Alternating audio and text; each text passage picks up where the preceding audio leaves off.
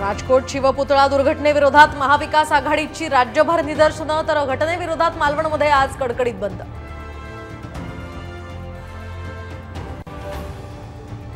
विधानसभेसाठी काँग्रेसचा अंतर्गत सर्वे साम टीव्हीच्या हाती। महाविकास आघाडीची सत्ता येण्याचा अंदाज तर 80 ते 85 जागांसह काँग्रेस सर्वात मोठा पक्ष ठरण्याची शक्यता।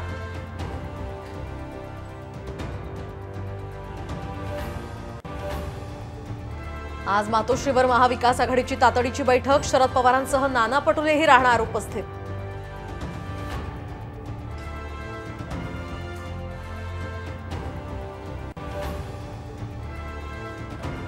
विधानसभेसाठी भाजपचं मिशन 125 सहज जिंकणाऱ्या 50 जागा निश्चित तर 75 जागांवर निवडून आणण्यासाठी विशेष रणनीती।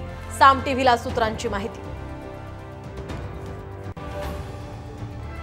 नाशकात आज राज्यभरातील आदिवासींचा मोर्चा तर पैसा अंतर्गत तात्काळ पदभरतीची मागणी। 27 दिवसांपासून उपोषण करून सुद्धा सरकारनं लक्ष दिलं नसल्यामुळे आदिवासी बांधव आक्रमक।